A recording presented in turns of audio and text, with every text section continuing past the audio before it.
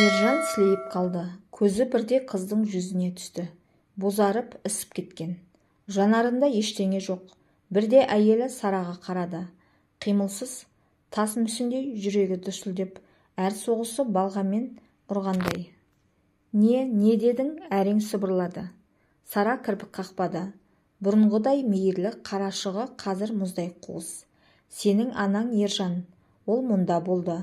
Үйге баса көктеп кірді. Амандаспай, сұрамай. Эльвираға тәтті бергісі келді.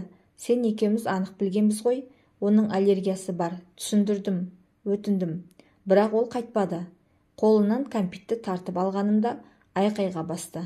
Эльвира қорқып жылады. Содан кейін Сара ернін қыршып тынды.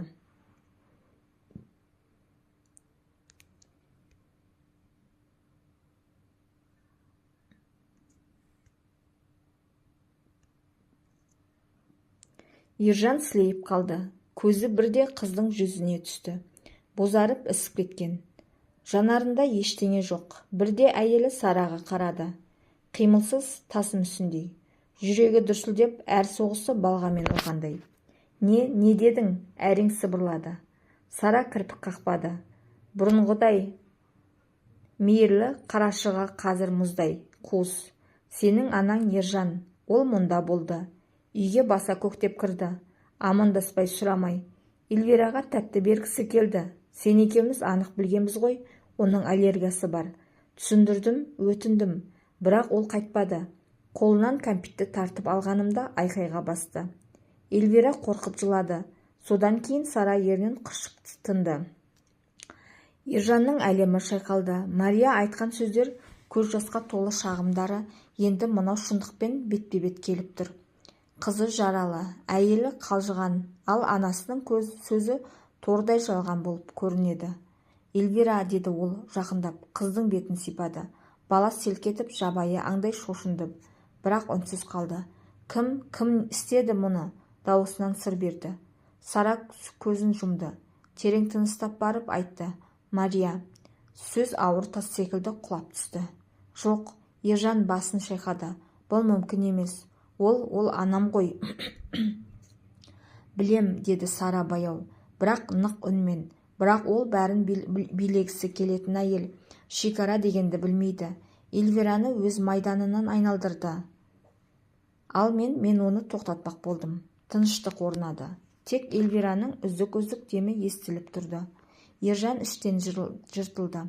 Анасына деген сүйіспеншілік пен мынау ащы ақиқат арасында таңдау жасауға тиіссің, Ержан, деді Сара сыбырлап.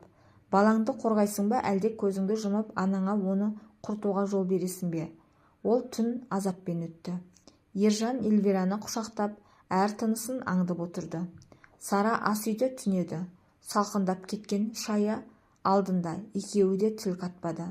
Бірақ екеуі білді, келесі кездесуі Мариямен шешуші болмақ. Таңертең Ержан шешім қабылдап анасының пәтеріне барды. Есігі бірден ашылды. Мария оны күткендей. Көрдің бе? Айқайлады ол. Қызарып кеткен, қолындағы тырнағын көрсетіп. Енді сендің бе? Әлде жынды мені өлтіргісі келеді. Ержан үнсіз қарады. Анасының жүзі бұрынғыдай мейірлі емес. Қазір біртүрлі бөтен, үрейлі. Бетінде аққан жас та қолдан жасалғандай. Анашым, деді баяу Эльвира жаралы. Мария кірпігін қақты. Бір сәт маскасы сыр берді. Жаралы, не айтасың? Көрдім оны, бетін, мұрнын, кім істеді мұны? Мария жеңін тартып, қолын жасырды. Мен бе? Мүмкін емес. Ол менің немерем ғой. Өз қаным, бәрін махаббаттан істедім.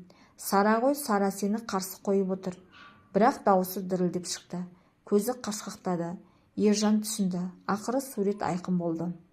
Келесі апталар тозаққа айналды. Ержан мен Сара Марияның Эльвираға келуіне мүлде тыйым салды. Қоңырау үстіне қоңырау, есікті тарсылдату, жылау, қорқыту. Мария қайта тырысты. Бірақ уақыт өте тыныштық орнады. Эльвира қайтадан күле бастады. Бірақ беттегі көгерген іздер естелік болып қалды. Сара үндемей жүрді. Бірақ бұрынғыдан жақынырақ болды. Ал Ержан екі оттың арасында қалған, ақыры әкелік міндетін түсінді. Қызын қорғау ең бастысы. Бір кеште айлар өткен соң хат келді Мариядан. «Ұлым, сен ештеңе түсінбейсің. Бәрін сен үшін де, Эльвира үшін де жасадым. Сара сені алдап отыр. Тек мен ғана шын сүйемін. Қайта келемін. Ешкім мені тоқтата алмайды». Хатты қолынан түсірді. Өткен шақ кеткісі келмейді. Соғыстың жаңа басталғанын сезді. Сара мен Эльвираға қарады. Сол сәтте білді, қан байланыс, естеліктер маңызды емес, Мария енді олардың дұшпаны. Және үнсіз шешім етті. Анасы тағы да есікті қақса, енді оны ішке кіргізбейді.